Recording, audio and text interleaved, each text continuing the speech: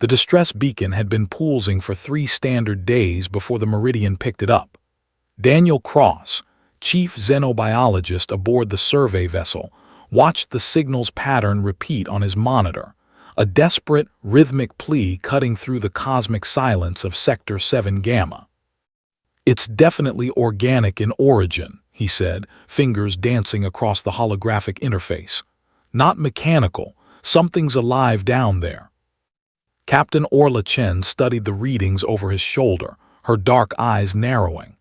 In her 15 years commanding deep space missions, she'd learned to trust Daniel's instincts about living things. Where others saw data points and chemical signatures, he saw stories written in DNA. "The planet's barely charted," Orla said. "No registered settlements, no mining operations. What would be calling for help out here?" The planet designated as Kepler 442d hung below them, a rust-colored sphere wrapped in thin atmospheric bands. Preliminary scans showed it was marginally habitable, oxygen-nitrogen mix, liquid water, temperatures that wouldn't immediately kill a human. But it was remote, sitting at the edge of explored space where the Federation's reach grew thin and uncertain.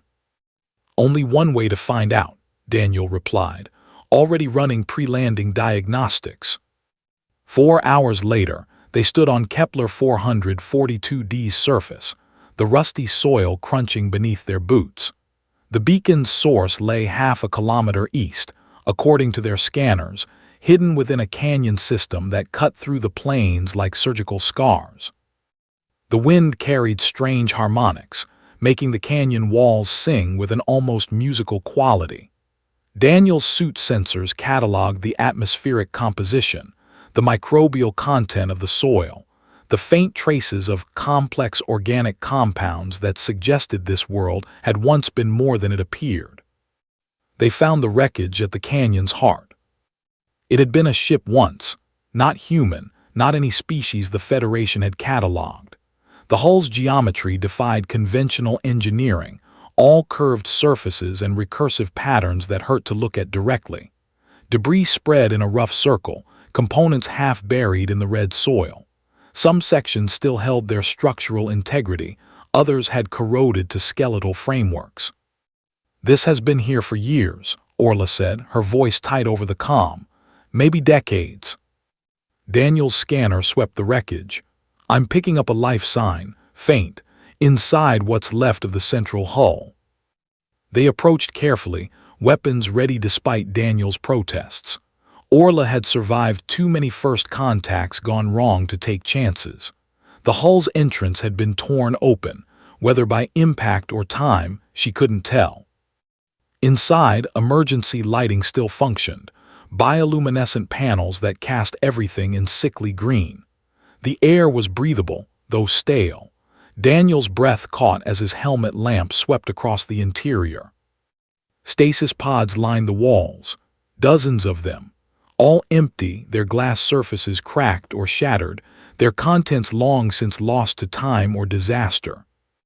All except one. At the chamber's far end, a single pod remained intact, its surface frosted but clear. Inside, something small and furred pressed against the glass. As their lights found it, the creature's eyes opened, large, luminous, filled with an intelligence that struck Daniel like a physical blow. The distress beacon intensified, not from any device they could see, but from the creature itself. A psychic scream that translated directly into their neural implants. "Everyone left me." Daniel's hands moved before his mind could catch up, working the pod's emergency release. Orla grabbed his arm. "We don't know what that is," she warned. "It's a child," Daniel said simply. "Look at it, Orla, it's just a child." The creature, for they had no other word for it, stood perhaps half a meter tall when the pod finally opened. Its fur rippled through shades of gray and silver, catching the light like fiber optics. 4 limbs, bipedal stance, but the similarities to any known species ended there. Its face held too many eyes, arranged in a pattern that suggested compound vision. Its hands ended in delicate digits that seemed to exist in more dimensions than 3. It stumbled as it emerged, legs weak from however long it had spent in stasis. Daniel caught it before it fell, and the creature looked up at him with those strange, beautiful eyes. "Everyone left me," it broadcast again, weaker now. "The ship broke. They put me in the sleep pod, said they'd come back, but no one came back. Everyone left me." Daniel felt his throat tighten. He'd spent years studying alien life, cataloging hundreds of species across dozens of worlds. But he'd never felt anything quite like this. Raw emotion transmitted directly into his consciousness, bypassing language entirely to strike at something fundamental and human. "I'm not going anywhere," he said aloud, knowing his translator implant would convert the words into something the creature might understand. He held it close, feeling it shiver against his chest. "I'm not going anywhere." Over the next hours, they pieced together what had happened. The ship's logs were corrupted but readable in fragments. A colony vessel carrying this species, they called themselves the Varanthi, to a new home world. Something had gone wrong mid-journey. Cascade failures in the drive systems. They diverted to the nearest habitable planet for emergency repairs. But the repairs had required materials they didn't have, resources they couldn't synthesize.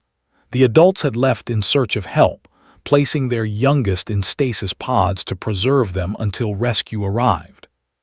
Rescue never came. The ship's chronometer was still functioning. Daniel stared at the numbers, his stomach turning. 73 years. The cub had been alone for 73 years, suspended in time while its species' fate played out in the void beyond this forgotten canyon. They named it Kes, the closest human phonetic to what it called itself.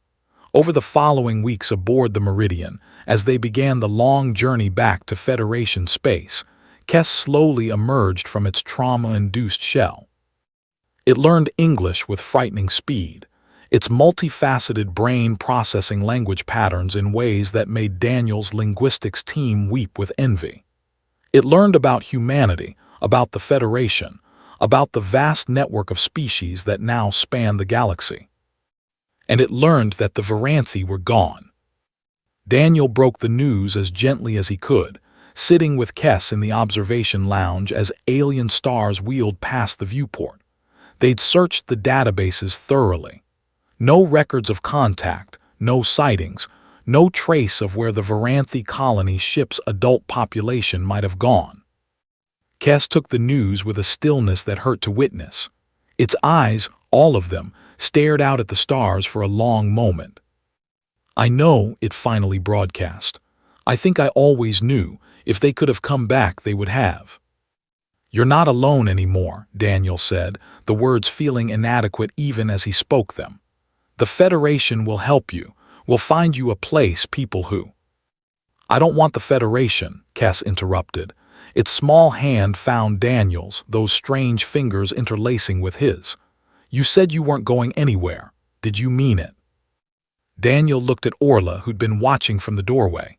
She gave him a small nod. "I meant it," he said. "If you'll have me, I'm not going anywhere." 6 months later, Daniel submitted his formal application to the Federation Xenobiology Council. The request was unprecedented: full guardianship of a newly discovered sentient species, singular surviving member. The legal challenges alone would take years to resolve. But Orla, now promoted to admiral and head of deep space operations, pushed the paperwork through. She'd watched Daniel with Kes, seen how the man who dedicated his life to studying alien life had found something more important than research: family. On the day the approval came through, Daniel found Kes in his quarters, carefully arranging the collection of specimens and artifacts they'd gathered together during their continued survey missions.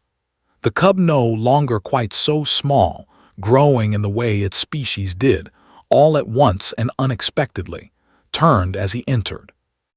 "Is it official?" Kes asked, its English now perfect, though it still preferred psychic communication for emotional moments. "It's official," Daniel confirmed. "You're stuck with me now." Kes's fur rippled through shades of warm gold and amber, colors Daniel had learned meant happiness. contentment home.